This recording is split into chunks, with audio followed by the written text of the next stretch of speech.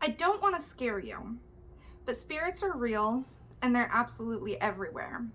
As an animist and a hedge witch, communing with the spirits is something I do on a daily basis.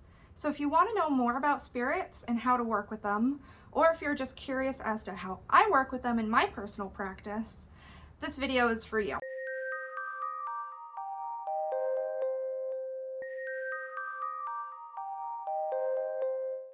What's up, witches? It's so good to be back with you all. If you don't know me, my name is Gianna and I'm a witch. Here on my channel, I share my knowledge and expertise in witchcraft, so if you want to keep up with my practice or learn more about witchcraft in general, go ahead and subscribe and hit the notification bell so you don't miss any of my content as it comes out. So let's talk spirits. I think it's probably important to start off by defining the beings that I'm actually talking about. So spirits are conscious beings who are largely considered to be energetic in quality, who have supernatural capabilities and divine wisdom. They're usually invisible to the human eye, but there are people who, whether through birth or training, have the ability to perceive them. But we're going to talk about that later on in the video. Spirits come in all shapes and sizes. Some were human, and some were never human at all, and never lived in our humanly perceivable plane of reality. So while I'm defining spirits, I think it's important to describe the difference between spirits and the fae. So I am going to do a separate video on the fae, however, I'm trying to figure out what I can say and what I can't say. So that's going to be a separate video, but I do just want to touch base here. There are a lot of spirits who are not considered fae, and there are a lot of spirits who are considered fae. The defining factor is a fairy is someone from fairyland. An elf is someone from Elfheim. So other spirits that I wouldn't necessarily consider to be fae are nature spirits, land spirits, elementals, spirits of the human dead that are bound to earth, and other creatures who are not from the other world, like angels and demons. I don't really associate with biblical cosmology in my practice, but I know a lot of modern witches do, so I'm going to include angels and demons in the discussion of spirits. So I'm going to use plant spirits and nature spirits as an example. Plant spirits, land spirits, and spirits of nature that are connected to natural features here on Earth are not fairies because they are not from fairyland. They live here on Earth and are bound by earthly ties, like humans to their body. Whatever the natural feature is that the spirit is connected to, that is the body that houses that soul. In contrast, fae are from the other world, however they can travel to Earth. And they're considered to be a little bit more ethereal, but especially in Celtic and Irish folklore, they are known to pop into physicality like we are. It's not uncommon to find human-fairy relations that lead to offspring, which does require a certain level of physicality to pull off. So there's a little bit of the difference between the fae and the spirits. I just kind of wanted to make that clear. So before I move on from defining spirits, I do just want to talk about the human tendency to categorize spirits as either all good or all evil based solely on how the spirit is interacting or behaving with the human. We cannot think of spirit temperament and morality in terms of absolutes. Spirits are not all good or all evil. Spirits are more complex than that. The universe is more complex than that. I mean, I think we all knew I was going to drop gray philosophy at some point in this video, you know, because the camera's rolling and my mouth is moving, but we really do need to think of spirits in terms of gray. They're both capable of help and harm. Even angels, who are considered to be good and divine, are biblically documented as being capable of destroying entire cities. So I think we need to look at the reality of the situation, which is spirits are not all good or all bad. They're individuals and they have their own agenda. So now let's talk about where we can actually find spirits. We have a lot of material from every corner of the earth, both ancient and modern, that depicts cultural belief in spirits. It's kind of crazy to see so many religions and faiths agree on something, but this evidence shows that spirits are all over Earth.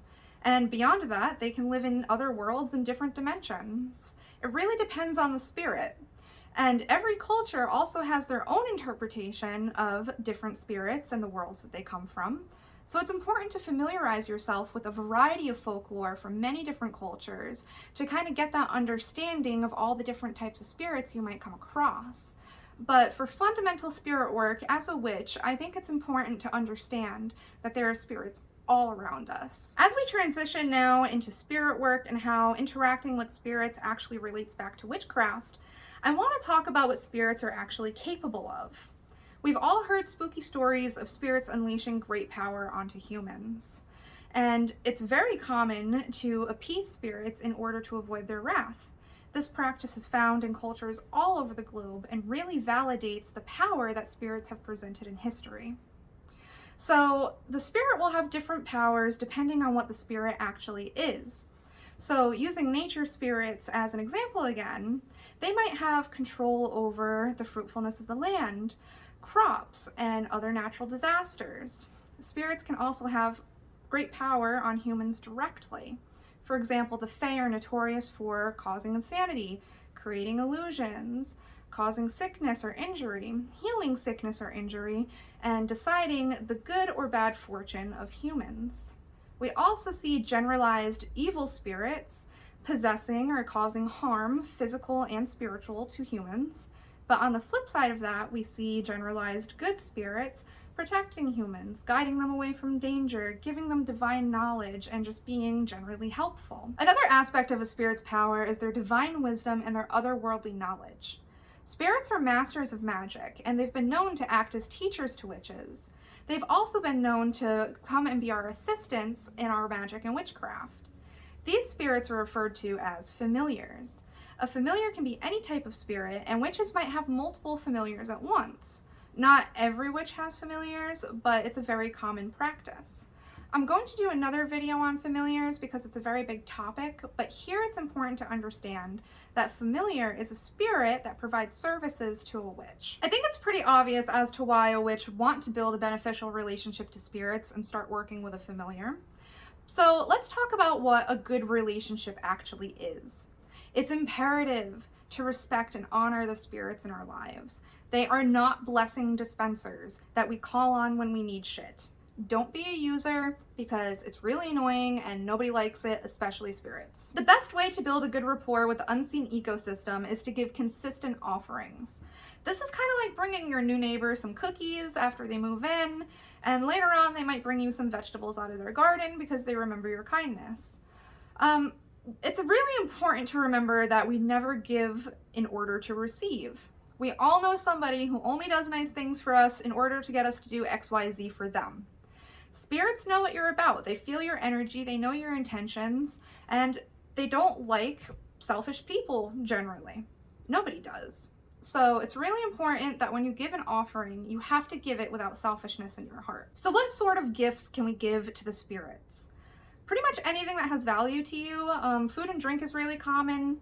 Offerings like milk, honey, tea, fruit, snacks, vegetables, those are all pretty good offerings.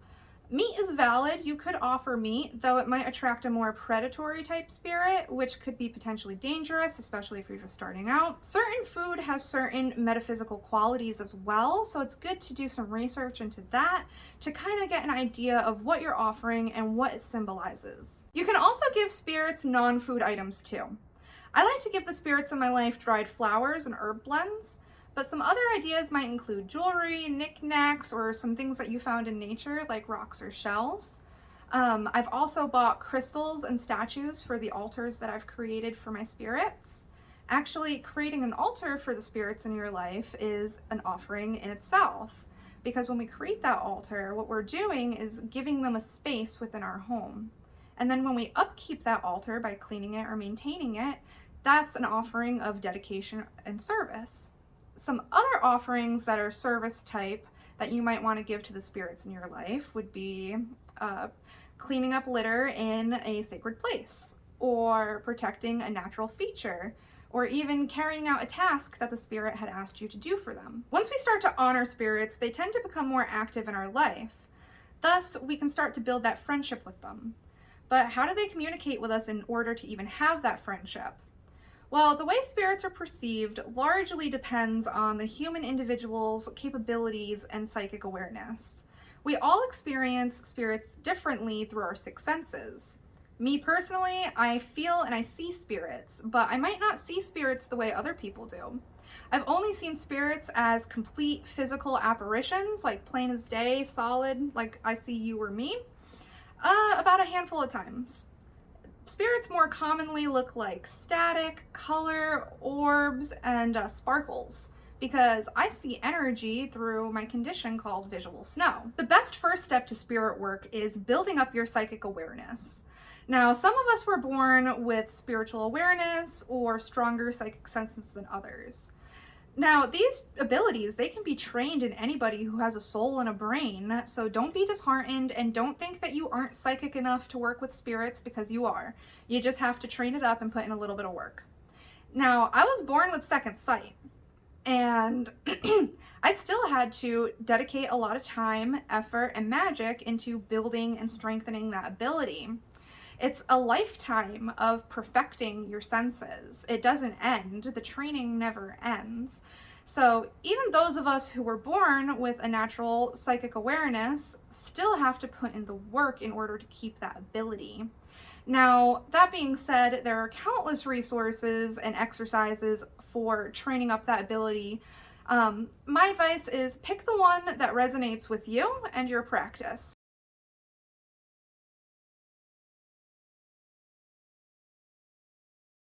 Now that I've talked about communicating with the spirits, I want to go over which spirits are probably better to reach out to versus others when you're new to witchcraft and spirit work.